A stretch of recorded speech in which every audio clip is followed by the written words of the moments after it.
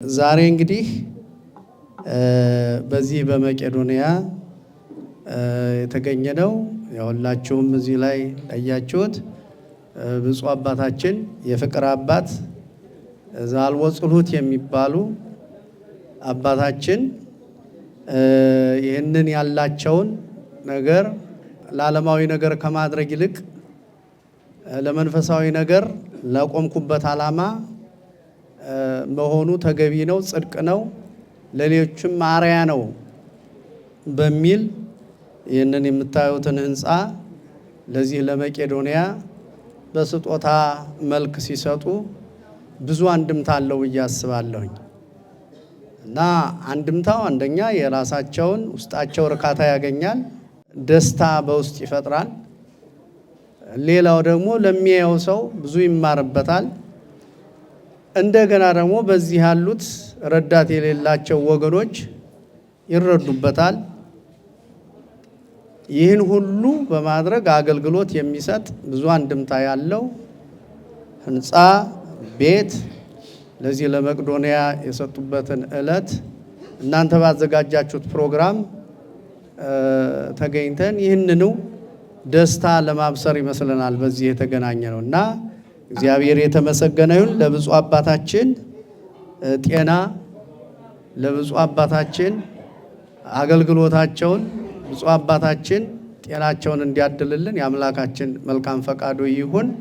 እርስዎ ለሁላችን አርአያ ነዎትና በጣም እናመሰግናለን። ብፁዕ አቡነ ፋኑኤል ይህንን የመሰለ ትልቅ ተምሳሌት ሰርተዋል። ስለዚህ የምንናገር ሰዎች አድርጉ የምንል ሰዎችን መከራ ውስጥ ነው የከተቱን አቡነ ፋኑኤል። የት አላችሁ ታዲያ? እና ውድድሩን በጣም አክብደውብናል። እንግዲህ ጥሩ ተምሳሌትነት ነው ይሄና ብዙዎች የምንማርበት ነው። የዛሬ 20 ዓመት ህንጻው ሲሰራ ዓላማውም ለበጎ ተግባር ነው። ምንድነው? ብፁዕ አባታችን ቤቱን ከሰሩት በኋላ ከ3 ዓመት በኋላ ኑዛዜ አድርገው ነበረ ለአረጋውያን ወላጅ አልባ ህጻናት እንዲጠቀሙበት የሚል በውልና ማስረጃ ሄደው ኑዛዜ አድርገው ቦርድ አቋቁመው ለበጎ ተግባር አውለውታል። የዛሬ 17 ዓመት ማለት ነው። ቤቱን ባለቀ በ3 ዓመቱ እና ከኪራዩ ሰዎች ሲረዱ ቆይተዋል። መቄዶንያም አንዱ ድርጅት ነበረ። ግለሰቦች፣ የተለያዩ ሰዎች በወንድማቸው በኩል ሲረዱ የቆዩት ቤት ነው እና ቤቱ ራሱ የተሰራበት እሳቸው ሊኖሩበት አይደለም፣ አልኖሩበትምም። ዓላማውም ለዛ ነበር። አሁን የተደረገው ምንድነው? ሙሉ በሙሉ እንግዲህ ከሳቸው ኃላፊነት ወደኛ መጥቶ እኛ ዓላማውን እንድናስቀጥል ነው ማለት ነው የተደረገው። እኛ እንግዲህ ያው ከዚህ በኋላ እኛ ደግሞ 57ኛ ቅርንጫፍ አድርገን ሰዎች እናስገባበታለን ማለት ነው። የብፁዕ አባታችንም ፍላጎት እንደዛ ነው። አሁን ሰዎች እየተመለመሉ ነው ያሉት። በቅርብ ጊዜ ሰዎች እንግዲህ ወደ ማስገባት እንጀምራለን ማለት ነው። ለተደረገልን ነገር እጅግ በጣም ነው የምናመሰግነው። መቄዶንያ በጣም ከምላችሁ በላይ ደስተኛ ሁሉ ሰው እዚህ ግቢ ያለ ሰው። ምክንያቱም መቄዶንያ ቋሚ ገቢ የሌለው የውጭ ፈንድ የሌለው ድርጅት ነው። እንደዚህ ነገር መስራት አንችልም እኛና ብራንች ደግሞ መክፈቱ የምንፈልገው ነገር አንዱ ነገር ምንድነው? ብራንች መክፈት ነው። ሰዎች መርዳት፣ አዲስ ቦታ መክፈት ነው። ስለዚህ ይሄንንም እቅዳችንን ስላሳኩልን ብፁዕ አባታችን እጅግ በጣም ነው የምናመሰግነው። ከባድ የሆነበት ዓለምና ዘመን ነው። ለዚህ ነው አሁን መቄዶንያዎችንም ሰዎችንም ያስገረመው እንጂ እኔ በራሴ አስቀድሞ ያለቀ ጉዳይ ነው። እኔ አመድ በዱቄት እኮ ነው የቀየርኩት። እኔ ተጠቃሚ ብልጡ እኔ ነኝ። ይሄ ቤት እኮ አፈር ነው፣ የብሎኬት ድርድር ነው፣ በሰው እጅ የተሰራ ነው። በሆነ አጋጣሚ ሊፈርስ ሊጠፋ የሚችል ነገር ነው።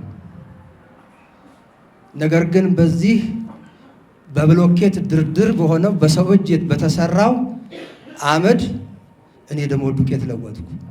በጌታ ቃል መሰረት በሰው እጅ ያልተሰራ ሰማያዊውን ቤት ገዛሁበት። ተጠቃሚው እኔ ነኝ። ምክንያቱም ይሄ ተሸክሚው አልሄድም፣ ከኔ ጋር መቃብር አይገባም። ድሆች የእግዚአብሔር መገለጫዎች እንደሆኑ መጽሐፍ ቅዱስ በስፋት ይነግራል።